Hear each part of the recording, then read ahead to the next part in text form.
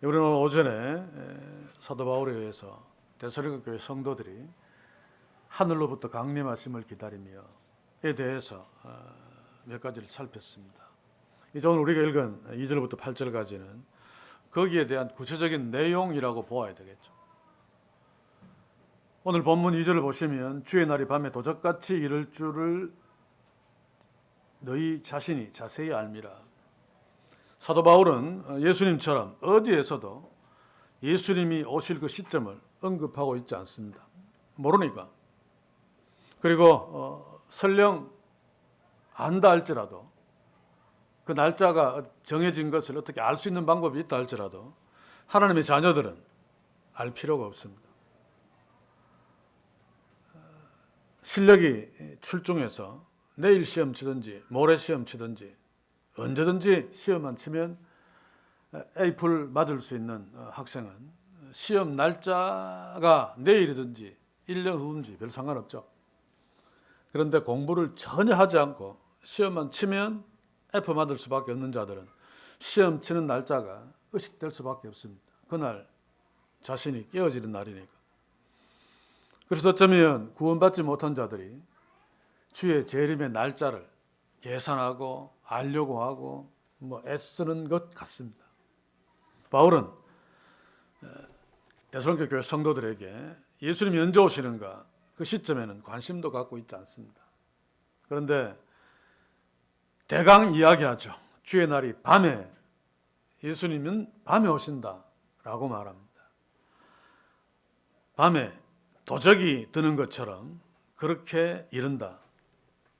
이런 것을 너희가 자세히 안다. 아마 바울이 이 부분에 관해서 데살로니가 교회 성도들에게 자세히 가르쳤을 것입니다. 밤에 온다는 말은 물론 실제로 밤일 수도 있겠습니다. 또 대낮이지만은 이 밤이라는 것은 대낮이든 밤이든 상징적인 의미가 있죠.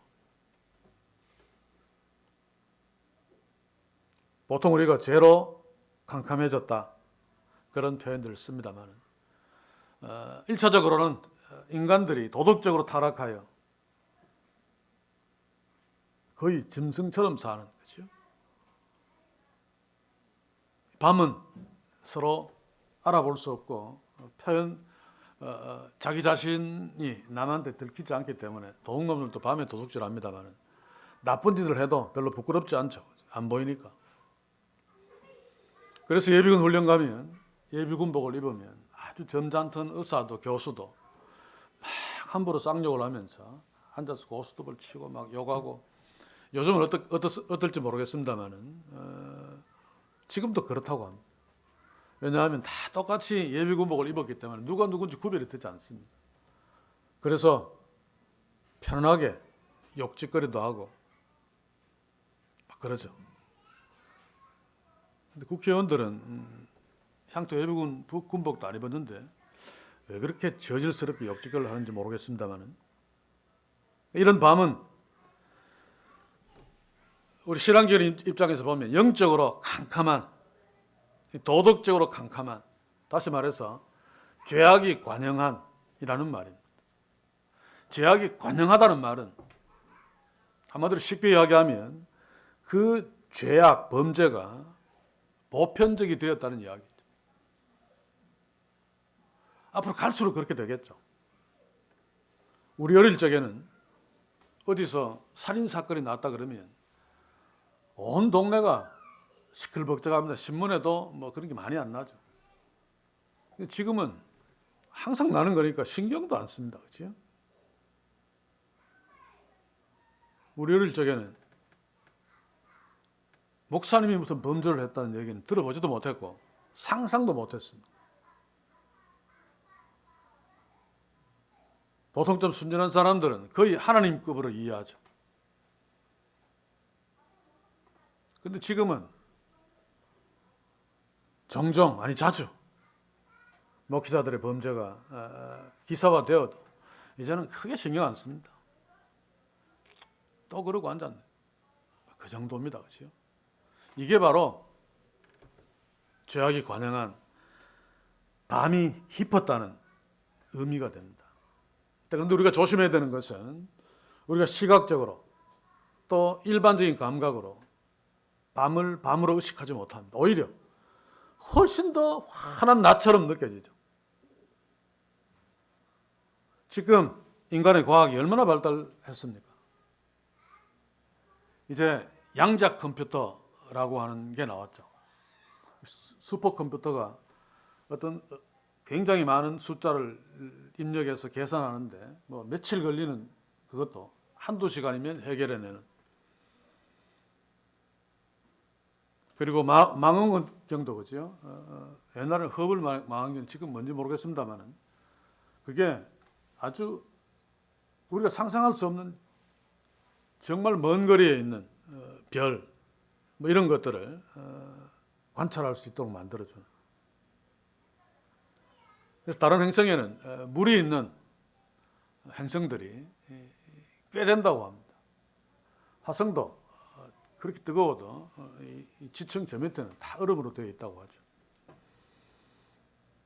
근데 사람들이 한 가지 놓치는 게 있습니다. 이건 좀 빗나가는 얘기입니다만은 물이 있으면 생명이 있을 것이다. 일단 물이 있으면 생명이 있을 가능성이 분명히 있습니다. 생명이 있을 가능성 하나의 조건이 만족되어지죠. 그런데 지구에 생명이 존재하는 것은 특별한 최소한 300가지 이상의 조건들이 갖추어져 있기 때문입니다. 지구가 이렇게 약간 기운 것도 그 중에 하나입니다. 이 조건 중에 하나만 빠지면 생명이 존재할 수 없습니다. 물론 그 드넓은 우주에 우리와 동일한 인간이, 외계인이 살지 않는다라고 단정할 수 없습니다. 하나님이 뭐 그렇게 하실 수도 있겠죠. 그러나 그럼에도 불구하고 물이 있다고 해서 생명이 존재할 수 있다라고 하는 것은 굉장히 오버한 거죠. 그래서 지구에 그 생명이 존재하는 조건들을 보니까 참 하나님께서 정말 정밀하게 지구를 만드시고 우리를 창조하시고 이 땅에서 참 복되게 살게 하셨다라고 하는 것을 깨닫지 아니할 수 없는데, 그럼에도 우리는 인간의 욕심 때문에 지구를 망쳐놓고 있고, 또 이런 것들이 주님이 밤에 도적같이 임하는 그 시간을 앞당기는, 또 그 시간을 맞추는 하나의 현상이 될 것 같습니다만, 지금 인간은 거의 신의 자리에 있습니다. 과학이나 의학이나 이게 보면 상상이 잘 안 가죠. 저는 컴퓨터를 처음 만지면서 소름이 좀 끼쳤습니다. 야, 인간이 이런 수준에까지 왔나. 그러다가 인터넷 뭐 이런 것들 보면서 더 놀랐고, 야, 인간이 교만할 만하네. 그러니까 지금 AI가 발전하는 것을 보면 어떻게 표현할 수가 없습니다. 저희 기진협에서도 AI 시대에 목회를 어떻게 할 것인가, 뭐 여러 가지 거기에 전문적인 학자들이 나와서 강의하고 우리 공부도 하고 했습니다만, 그러나 답은 아무도 모른다입니다. 그래서 막 설명을 해요. 그거 막 너무 복잡해요. 제가 제 강의 시간에 그 이야기를 하면서 정답은 있다. 제 생각에는 그렇게 되기 전에 주님이 오신다. 주님이 오시면 모든 것이 다 그냥 리셋되는 거죠. 다 끝나고 새롭게 시작하는 거죠. 그래서 어떤 의미에서는 우리 그리스도인들은 이 세계가 이상한 방향으로 가면서 어려워지는 것 사실 크게 걱정할 필요 없습니다. 성경대로 되는 것이죠. 문제는 우리가 주님이 밤에 도적같이 임하는데 그 임할 때 예수님을 맞이할 수 있는가 라고 하는 것입니다. 세상은 더욱 밝아질 것입니다. 교회는 더욱 화려해지며 더 부자가 되며, 그래서 우리 눈에 보이는 것들이 마치 천국처럼, 지금 교회가 갖고 있는 권능들을 보면, 뭐 재물 능력이나 그 모든 것들을 보면 굳이 예수님이 재림하실 필요가 없는, 오히려 좀 늦게 왔으면 하는, 예수님 좀 늦게 오십시오 라고 하는 소원으로 그렇게 많은 돈을 들여서 그토록 화려하고 그토록 큰 건물을 짓고 있는 것이 아닌가. 그런 화려한 모습, 눈에 와하는 모습들이 많아질수록 오늘 밤은 더 깊어지고 있는 것입니다. 중세교회를 보면 알지 않습니까? 암흑시대. 그러나 교회는 눈으로 보기에는 암흑시대 정반대입니다. 교회가 온 세상을 지배하는 복음의 빛, 빛의 자식, 빛만 이야기했습니다. 소망만 이야기했습니다. 그러나 중세교회는 죄로 관영한, 그래서 아무도 죄 짓고 부끄러워하지 않는 그런 암흑의 시대였죠. 그렇다면 오늘 이 시대는 중세교회와 비교할 수 없는 그런 암흑의 시대입니다. 과학만 놓고 볼지라도 인간이 교만할 만한, 이제 이대로 가면 인간 생명 연장은 좀 더 손쉬워지겠죠. 벌써 저도 치아 때문에 힘들어합니다만 얼마 가지 않아서 인간이 이가 다 빠지고 이제 한 번 빠지고 두 번 빠지고 안 나잖아요. 그런데 거기에 어떤 세포를 주입하면 이가 새로 나는, 짐승에게는 이미 실험에서 성공했답니다. 그래서 앞으로 곧 임플란트가 필요 없는 시대가 올 것이다. 내일 왔으면 좋겠어요, 저는. 아무튼 과학은 우리가 상상할 수 없을 정도로 발전합니다. 그래서 만약에 이론대로 복제 기술이 완벽하다면 자기 자신을 계속 복제하면 것이요, 영원히 살 수도 있다라고 하는 논리가 성립됩니다. 그런데 우리가 기억해야 될 것은 그럴수록 밤은 깊어지고 그럴수록 예수님이 올 때가 다가오고 있다는 사실을 우리가 의식해야 되죠. 날은 모릅니다만. 그런데 우리가 주의해야 될 것은 밤에 도적같이 이른다라고 하는 것은 아무도 모른다는 뜻입니다. 아무도 모른다라고 하는 것보다 더 정확한 것은 절대로 오지 않는다라고 할 적에 온다는 것입니다. 도둑 맞는 사람이 그 밤에 잘 적에 뭐 그런 의식을 하면서 일기장에 오늘 밤에는 도둑놈이 절대로 안 올 거야라고 쓰고 자는 것은 아닙니다만, 도둑놈이 절대로 오늘 밤에는 안 올 거야라고는 믿음 때문에 편하게 자는 거죠. 오늘 밤에 온다는 사실을 의식하면 깨어있을 것입니다. 예수님이 밤에 도적같이 이른다는 것은 아무도, 모든 사람들이 적어도 오늘은 안 와라고 할 적에 온다는 얘기입니다. 그것은 교회도 예외가 아닙니다. 그래서 더욱 오늘 주신 말씀을 주목해야 되겠죠. 그래서 오늘 성경에 보시면 3절에 보면 저희가 평안하다 안전하다 할 그때에 잉태된 여자에게 해선 고통 이름같이, 요즘은 뭐 과학이 발달되어서 언제 날짜까지 태어나는 것을 맞춥니다만 고대 사회에서는 그렇지 않았죠. 언제 통증이 오고 언제 아이가 태어날지 모릅니다, 전혀. 그런 것처럼 멸망이 호련히 저에게 이르니 결단코 피하지 못하리라. 자, 평안하다 안전하다 할 때 세상 가운데 한 예를 든다면 이스라엘이 바벨론으로 포로로 잡혀가기 전에 수많은 선지자들이 평안하다, 괜찮다, 절대로 우리는 망하지 않는다, 예루살렘 성전이 서 있는 한 하나님 우리와 함께 하시니까 우리는 결코 멸망하지 않는다 라고 했고, 그것을 다 굳게 믿었습니다. 하나님의 선지자, 진짜 선지자 몇 명 빼놓고.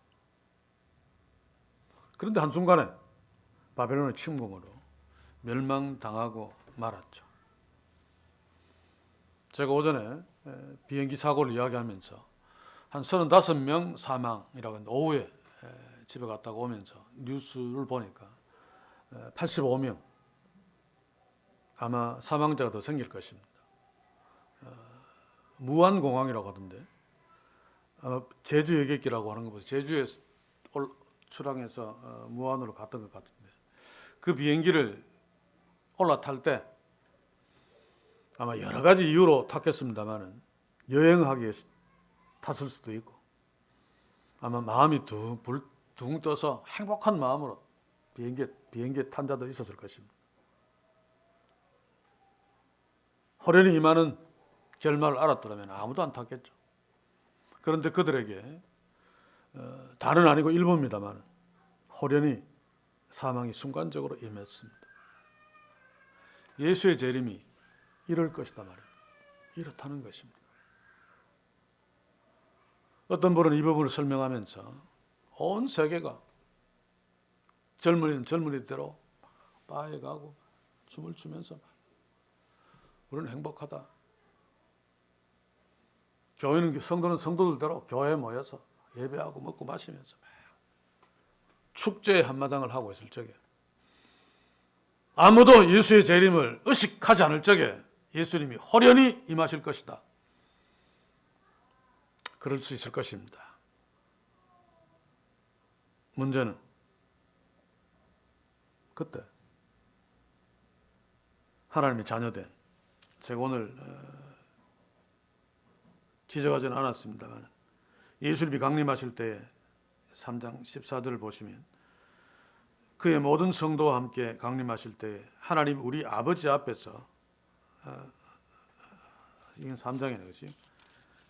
1장 10절 하늘로부터 강림하심을 기다린다고 말하니 이는 장래 노하심에서 우리를 건지는 예수시니라. 재림하시는 예수님과 우리하고 상관이 있어야지.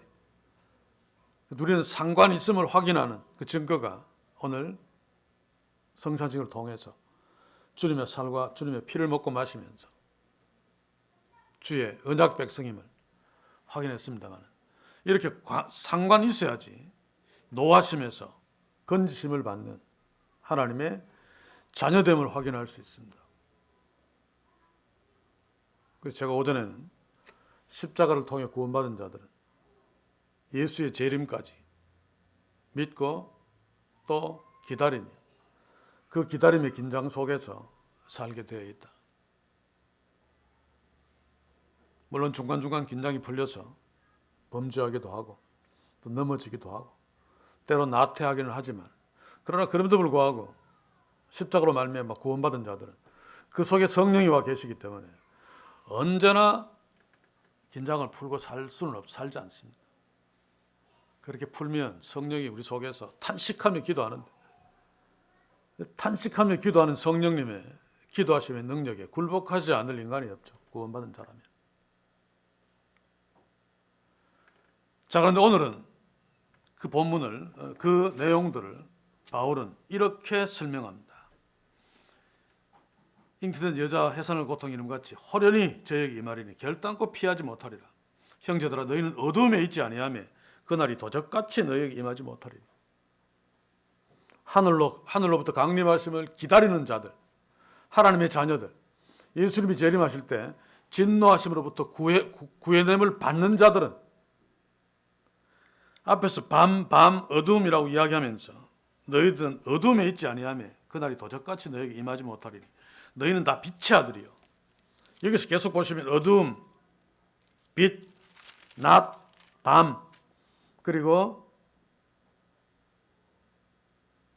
깨어있고 잠자고 이런 어떤 대칭되는 말들이 계속 반복되어지죠. 이런 것들을 통해서 하늘로부터 강림하심을 기다리는 자들의 모습과 이런 자들이 어떻게 반응하며 주님 오시는 날까지 사는지 어떻게 반응하면 어떤 애를 쓰면서 어떻게 살면서 주님을 맞이하는지를 설명하고 있습니다. 자, 그런데 여기서 한 가지 짚을 것은 도적같이 임한다는 것은 아무도 모르게 호련히 임하기 때문에 거기에서 당황하여 호련히 저에게 이르니 결단코 피하지 못하리라. 다 당할 수밖에 없는데 도적 맞을 수밖에 없고 그런데 너희는 어둠에 있지 아니하니까 그날이 도적같이 너에게 임하지 못하리니. 이 말씀을 이장님이가 이용해 먹은 말 중에 하나입니다. 어둠에 있지 않다라고 하는 것은 뒤에 빛의 아들이라는 거죠. 낮에 속해 있다는 거죠. 그러니 흔히 보이는 낮이기 때문에 도적이 언제 들어오는지 알 수 있다. 하나님의 자녀들은 언제 예수님이 재림하시는지 알 수 있다. 다 알려주는 것이 아니라 어떤 특별한 사람에게, 그 중에 하나가 나 이장님이다 라고 말합니다. 그리고 그 근거로 이 성경 4절, 5절 등등을 내세웁니다. 여호와의 증인도 그렇죠. 여호와의 증인은 이미 예수님이 재림했습니다. 옛날에 1800 몇 년도 뭐 재림한다 그랬다가 재림 안 했죠. 그래서 나중에 막 아마 자기들끼리 고민했을 것입니다. 그러다가 예수님이 재림했다. 그런데 지금 때가 되지 않아서 나오지 아니하고 비밀의 방에 있는데 그 여호와의 증인에 막 총수겠죠. 그렇죠? 이런 자들 특별하게 한 명 또는 두 명이 그 비밀의 방에 정기적으로 들어가서 재림하신 예수님과 만나서 얘기하고 너희들이 가르쳐준다. 뭐 이런 교리들이 있는 것 같아요. 여호와의 증인에. 자, 그런데 어둠에 있지 아니하면 그날이 도적같이 너에게 임하지 못하리니 라고 하는 것은 어두움, 죄에 속한 자들이 아니라는 뜻이죠. 그래서 어두움에 밤에 속한 자들의 팔자와 다르다라고 하는 이야기지. 언제 예수님이 오시는지 알았어. 도적같이 너에게 임하지 못한다라고 하는 말이 아닙니다. 그래서 원문대로 보면, 원문대로 봐도 의역을 해야 되는데 도적같이 임해도 도적같이 임하는 날에 너희들이 당황하지 않을 것이다 라고 번역하는 것이 훨씬 원문과 가깝습니다. 왜냐하면 빛의 아들들이기 때문에, 하나님의 자녀들이기 때문에. 다시 말해서 예수님의 심판의 대상이 아니라 예수님께로부터 영원한 하나님 나라를 선물 받는 그런 대상들이기 때문이죠. 그래서 낮의 아들이라 우리가 밤이나 어두움에 속하지 아니하나니. 자, 이런 표현들은 재림의 날을 안다는 뜻이 아니라 하나님이 예수님이 허련히 임했을 적에 심판의 대상이 되지 않는다라고 하는 말입니다. 제가 이 부분을 이야기할 적에 방탄조끼 이야기를 자주 합니다. 구원받지 못한 자, 마지막에 결론적으로 얘기하겠습니다마는 믿음과 사랑의 흉배를 붙이고 구원의 소망의 투구를 쓰고 있지 않는 자. 다시 말해서 방탄조끼가 전혀 없고 옷은 막 화려하게 막 금 달고 막 폼 잡고 막 명품 입고 했어도 뭐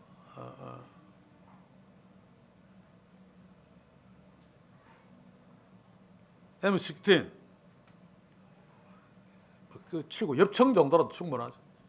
뒤에서 한 몇 미터 띄워놓고 당겨버리면 수백억짜리 옷을 입었다 할지라도 그냥 관통에 뚫고 나오고 죽고 맙니다. 아무리 몇 카라짜리 다이아몬드를 걸치고 금부츠로 온몸을 주렁주렁 감았다 할지라도 그런 옷들은 발사되는 총알을 피할 수 없죠. 총알이 발사되는 것이 언제 발사될지 모르는 당기는 사람 맘대로입니다. 그렇죠? 총알이 발사되는 순간이 예수님의 재림 때라고 놓고 본다면 총 만든 회사에서 온갖 실험을 다 거친, 그래서 절대로 그 총알이 뚫을 수 없는 그 방탄조끼를 지급받고 그 방탄조끼를 입은 자들은 1시간 뒤에 총알이 날라와도 1년 뒤에 총알이 날라와도 그거는 별로 상관이 없습니다. 왜냐하면 그 총알이 결코 나를 상하게 할 수 없으니까. 그래서 방탄조끼가 없는 자들이 예수님이 언제 재림하는가 신경 씁니다. 어떤 자들은 아예 신경도 안 쓰죠. 이장님 같은 자들은 방탄조끼를 입지 않은 자들입니다. 추종하는 자들도 마찬가지고. 그러니 자기의 제삿날이 신경 쓰일 수밖에 없죠. 그래서 예수님이 재림한다는 제삿날에 흰 옷을 입고 기도원에 올라가서 막 이러고 있잖아요. 복음과 정반대되는 것입니다. 그렇죠? 그런다고 총알이 뚫고 지나가지 않습니까? 예수 믿음으로 말미암아 십자가의 피로 만들어진 종말에 그 심판의 총알이 날라와도 전혀 상하게 할 수 없는 방탄조끼를 십자가의 값으로 하나님의 은혜로 지급받고 입은 자들만이 그 총알로부터 안전할 수 있습니다. 이 표현입니다. 총알이 날라오는 시간을 안다는 것이 아니라 우리는 낮에 속했다, 빛의 아들이다 라고 하는 말은 방탄조끼를 입고 있는 자들이다 라고 하는 말입니다. 자, 그런데 방탄조끼를 입은 자들은 어떻게 살아야 되는가? 우리는 다른 이들과 같이 자지 말고 방탄조끼를 입지 않고 수백억짜리 명품 옷을 입고 폼 잡고 있는 그들과 다르게 자지 말고 오직 깨어 근신할지니라. 그래서 방탄조끼를 입고 있는 자는 어떤 자들인가? 구원받은 자들은 어떤 자들인가? 깨어 있는 자들입니다. 깨어서 근신하는 자들. 우리가 그렇지 않습니까? 신앙생활 한다는 것이 깨어서 근신하는 자의 삶입니다.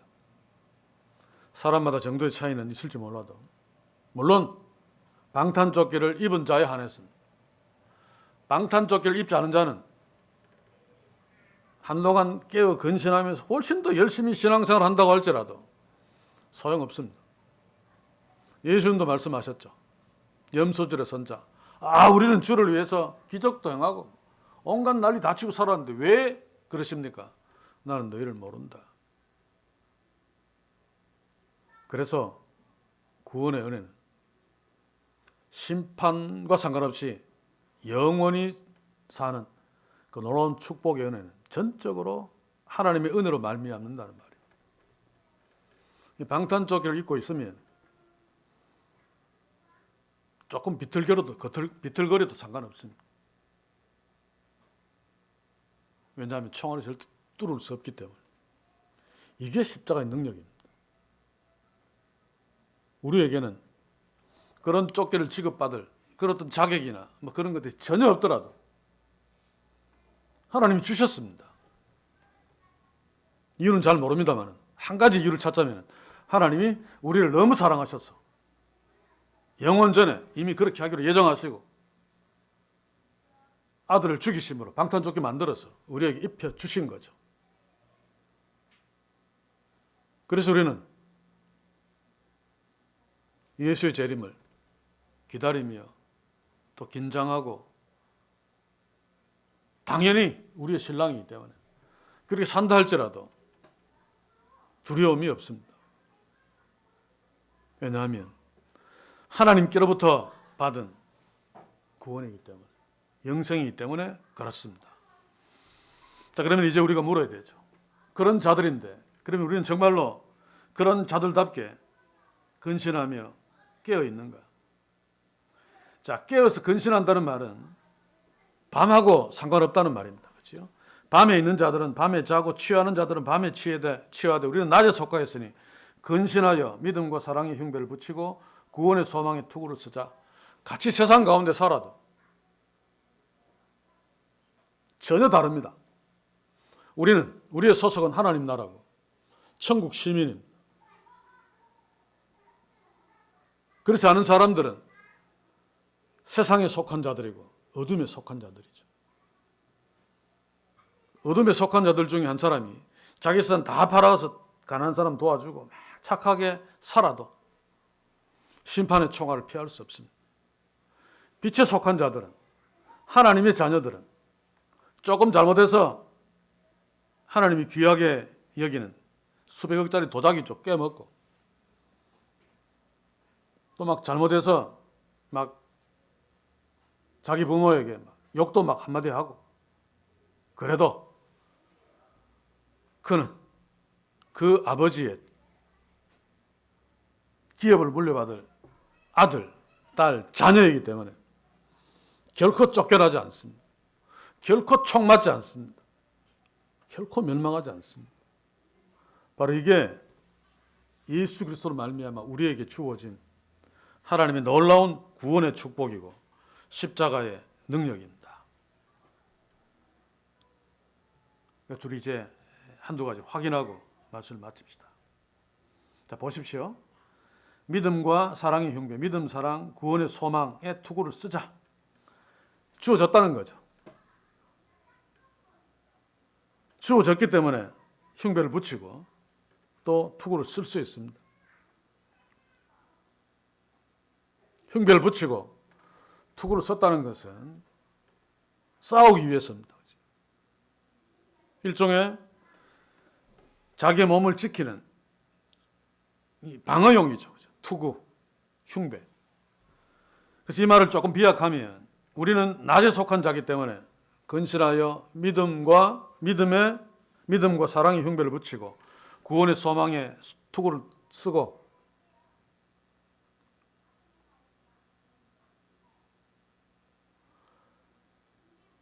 악한 영들과 세상과 싸우자 라는 말입니다. 그래서 구원받은 하나님의 자녀들은 세상과 싸웁니다. 세상과 싸운다는 말은 하나님의 말씀대로 산다는 말이죠. 하나님의 말씀대로 산다는 것은 죄를 거스르지 않으면, 세상의 물결을 거스르지 않으면 주의 말씀대로 살 수 없습니다. 그래서 밤으로 묘사할 적에 깨어 있어라. 술 취함으로 묘사할 적에 근신해라.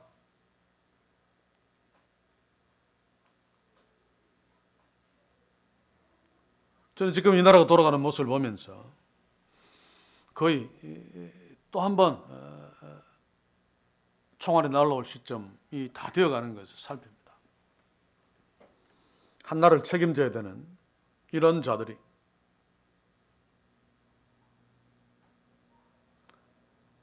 보통 일반 사람은 상상할 수 없는 죄들을 짓고 재판 앞에 서 있고 그러면서도 끝까지 자기의 안녕을 위해서 어떤 짓들도 마다하지 않는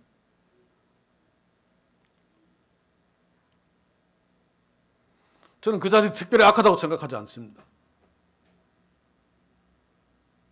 그냥 빙산의 일각처럼 드러난 거죠. 나라를 책임지고 있는 정부의 모든 사람들이, 나라를 책임지고 있는 국회의 모든 사람들이 그와 별반 다르지 않다고 생각합니다. 단지 규모의 차이는 있을지 몰라도, 단지 농도의 차이는 있을지 몰라도, 그런데 그런 모습이 이제는 실감나게 눈앞에서 막 벌어지고 있는, 야, 이제 다 되었구나. 그런데 우리가 예민하게 들여다봐야 될 것은 우리 자신들이고 하나님의 자녀라고 하는, 구원받았다고 확신하는 교회 공동체를 들여다봐야 됩니다. 항상 이게 문제죠. 여기에서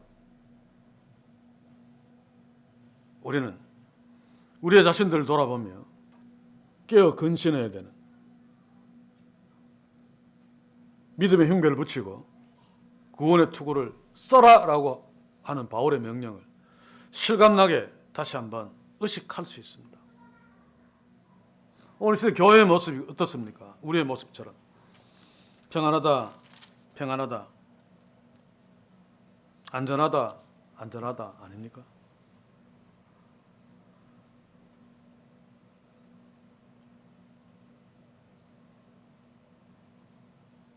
정말 하나님의 자녀로 복받은, 진짜 주로 말미암은 평강을 누리고 있는 자들,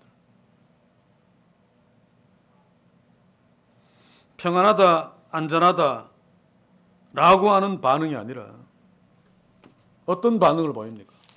깨어서 근신하며 믿음과 사랑의 흉배를 붙이고 구원의 소망의 투구를 쓰고 싸우는 자세로 나아가는 모습을 보입니다. 이것은 죽기를 각오하는 거죠.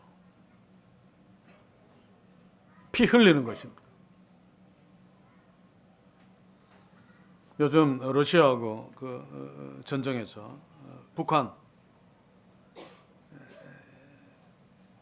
군인들이 3,000명이 죽었다라고 하면서 아르메니아입니까?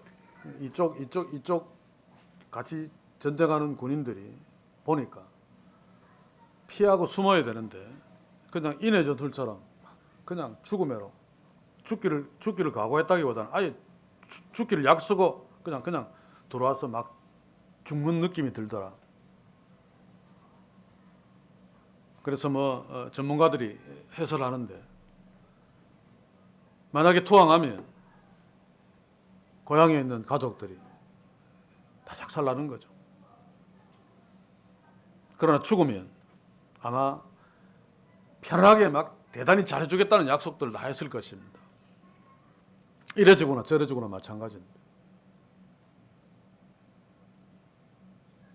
그런데 제가 한 가지 깜짝 놀란 것은 이북에서 남자들이 군대 가는 최하 신장이 138cm 이상이랍니다.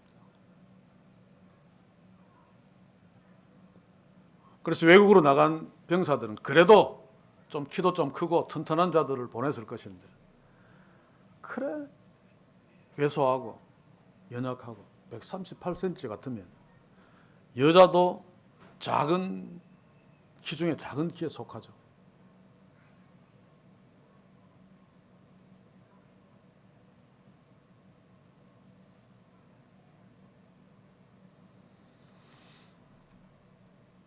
그런 소식들을 들으면서 참 우리는 너무 편하게 살고 있다. 다시 말해서 술 취해 살고 있다. 나만 생각하고 우리만 생각하고 교회마다 얼마나 우리 교회를 키울 것인가, 몸집 불릴 것인가, 얼마나 많은 것을 가지고 또 무슨 일을 해서 드러낼 것인가.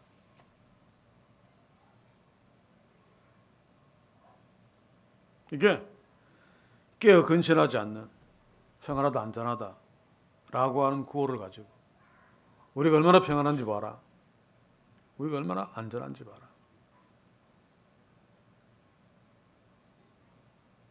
전혀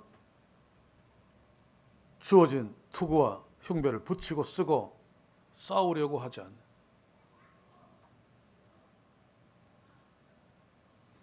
한 걸음 더 나아가 이야기하면 싸우는 것은 뭐로 싸웁니까? 칼로 싸우는데 그게 바로 성령의 검, 복음입니다. 복음. 기본적으로 복음의 증인 노릇하는 것이 싸우는 거죠. 이 모든 것들이 구원받은 자의 특징입니다. 사랑하는 성도 여러분, 이제 한 해를 마무리하면서 새해를 맞으면서 혹시 지난 날 동안 예수의 재림을 그렇게 의식하지 않고 기다림의 긴장감 없이 그냥 주로 나를 위해서만 살았다면 밤에 널브러져 자거나 술 취한 자의 삶일 수 있습니다. 잔다는 것은 모른다는 겁니다. 하나님도 모르고 십자가도 모르고 별 감각이 없다는 거죠. 술 취했을 때도 마찬가지입니다. 잠자는 것보다는 나을지 몰라도 서로 좀 다르다 그렇죠. 잠자도 딱 건드리면 깨는데 깨있는 사람은, 잠자는 사람은 못 보는 거 이렇게 보지만 건드려도 무디고 비틀거리는 것처럼 어쨌든 둘 다 죄와 깊은 관련이 있습니다. 우리는 거짓말 하나 하고 밤에 그것 때문에 잠을 못 자면서 회개하고 있습니까? 그렇지 않잖아요. 그래서 믿음과 사랑의 흉배를 붙이고 구원의 소망의 투구를 쓰자는 것은 다시 오실 예수님께 예민하다는 것 동시에 그 예수님이 죄 때문에 십자가에 죽으셨기 때문에 죄에 대해서 예민하다는 뜻이기도 합니다. 복음을 전하는 것도 죄의 삶에서 벗어나도록 하기 위한 거죠. 이제 새해에는 구원의 믿음과 사랑의 흉배를 붙이고 구원의 소망의 투구를 쓰고 절대로 뚫리지 않습니다. 절대로 죽지 않습니다. 절대로 무너지지 않습니다. 방탄입니다. 방탄.